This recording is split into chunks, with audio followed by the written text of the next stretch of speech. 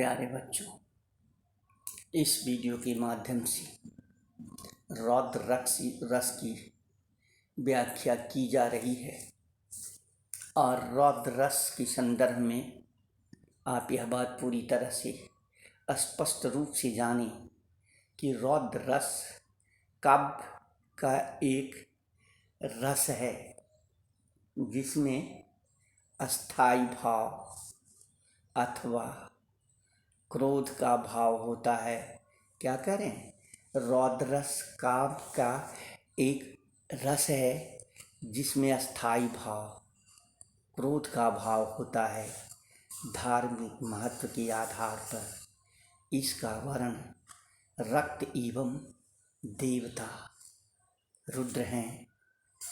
प्यारे बच्चों, एग्जाम्पल देखो तो, उस काल मारे क्रोध के तनु कांपने मेरा लगा। क्या करें? उस काल मारे क्रोध के तन कांपने उनका लगा। पहले पद में भी मेरा कहा गया है, यह भी यथोचित है। मानो हवा के जोर से सोता हुआ सागर जगा। क्वेश्चन रहेंगे, इसमें कौन सा रस है? तो पढ़ने के बाद आप जो अनुभूति करें उसी अनुभूति के आधार पर ये 10 रस की प्रकृति में जो अस्थाई भाव है उसे महसूस करें और जो उस क्रम में महसूस होता है उसी अस्थाई भाव से जो रस सुनिश्चित होता है, हमारा उत्तर यही होगा। अब यहाँ आप देखें, रौद्र रस का अवयव क्या है? तो इसका अस्थाई भाव क्रोध है, जिसे बताने की जरूरत आपको नहीं है। इसका अस्थाई भाव क्रोध, आलंबन, विपक्ष की अनुचित बातें कहने वाला व्यक्ति, क्या कहा जा रहा है?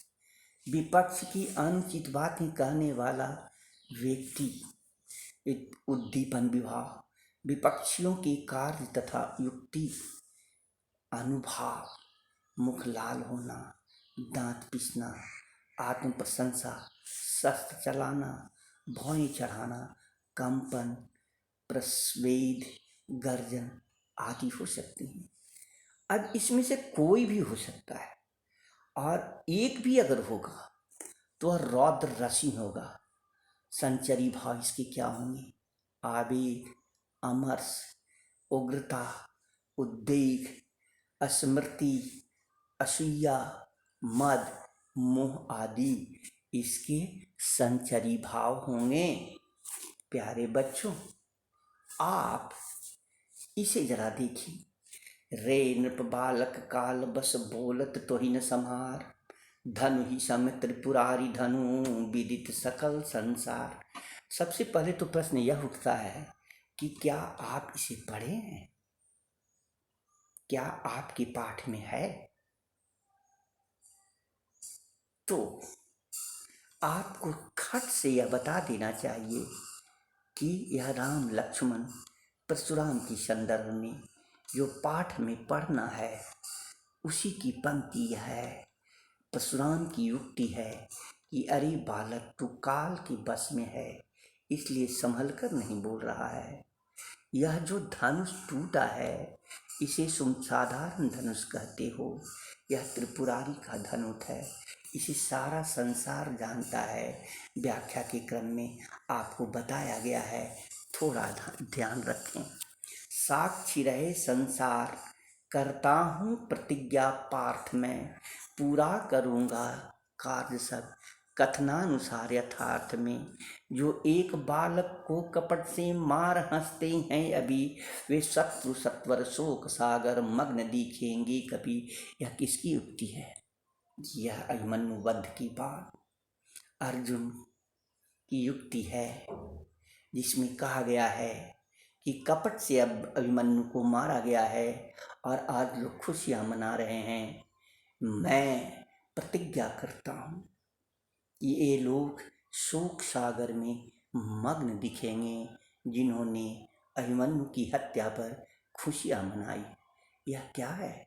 यह रौद्र रस की उत्पत्ति है बेटा। यहाँ देखो शंकर का तांडव दृश्य। जब गुस्सा अति मर्यादा को पार कर जाता है तब यह स्वरूप मिलता है। इसे हम रौद्र रस कहते हैं।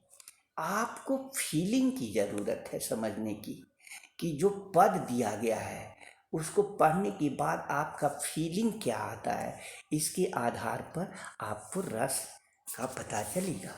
अब मैं यहाँ इस वीडियो के माध्यम से करुण रस पर बात करना चाहता हूँ। करुण रस भी रस का एक प्रकार है जिसका अस्थायी भाव आपको बताया गया है कि शोक होगा। ठीक है, आगे देखिए जरा सा। करुण रस में किसी अपने का वियोग या अपने का विनाश एवं प्रेमी से सदैव दूर चले जाने से या बिछुड़ जाने से दुख जो प्राप्त होता है, जो वेदना उत्पन्न होती है, उसे हम करुण रस कहते हैं। यहाँ पर कोई हानि के कारण जो भाव उत्पन्न होता है वहाँ पर भी करुण रस होता है। किसी प्रिय व्यक्ति के चीर विरह या मरण से जो शोक उत्पन्न होता है उसे करुण रस की उत्पत्ति होती है। उदाहरण देखो, अभी तो मुकुट बंधा था माथ में, अभी तो मुकुट बंधा था माथ में, हुए कल ही हल्दी के हाथ।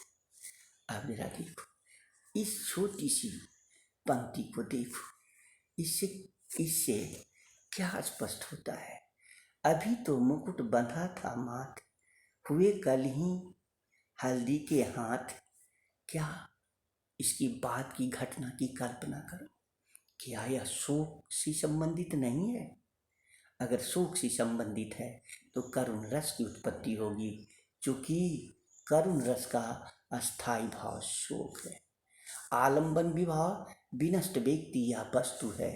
उद्दीपन विभाव आलंबन का दाह कर्म, इष्ट के गुण तथा उसे संबंधित वस्तुएं एवं इष्ट के चित्र का वर्णन है। अनुभाव क्या है? भूमि पर गिरना, निश्वास, छाती पीटना, रुदन, प्रलाप, मूर्छा, दैव, निंदा, कंप आदि इसके अनुभाव हैं। संचरी भाव निर्वेद, मोह, अपस्मार, व्याधि, गलानी। देखो बेटा, निर्वेद, मोह, अपस्मार, व्याधि, गलानी, स्मृति, श्रम, विषाद, जड़ता, दैन्य, उन्माद आदि इसके अस्थायी भाव हैं। अब जरा देखो कि शोक की परिस्थितियां से जो मन में भाव उत्पन्न होता है उसे हम करुण रस कहते हैं। यहाँ देखो, बेटी की विदाई के वक्त पिता का करुण क्रंदन, यह कैसा भाव उत्पन्न करता है? दुख उत्पन्न करता है ना। तो इससे पिता विलाप कर रहे हैं। यह पूरी तरह जो दृश्य उपस्थापित किया गया है, यह करुण रस का अद्भुत उदाहरण आपके सामने उपस्थापित किया गया है। पुनः दूसरा दृश्य देखिए, माँ बेटी का यह मिलन जो बिछड़न को प्राप्त होने वाला है। इस परिस्थिति में दोनों का दुख इतना दुर्दम्य हो गया है, इतनी प्रकाष्ठा पर चल गई है कि भावावेश को रोक नहीं सके। दोनों गले मिलकर रो रहे हैं। इससे करुण रस की उत्पत्ति होती है। इस प्रकार बेटे, आप रस को समझने के लिए रस से संबंधित, घटना से संबंधित जो आपके मन में भाव उत्पन्न हो रहा है, उसी भाव से, उसी भाव की अनुरूप रस की उत्पत्ति होती है। यह बात पूरी तरह से दिलो दिमाग में बैठा लें और अधिक से अधिक एग्जाम्पल हम देखें, उस पर कार्य करें। निश्चित तौर से हम परफेक्ट आंसर खोज लेंगे।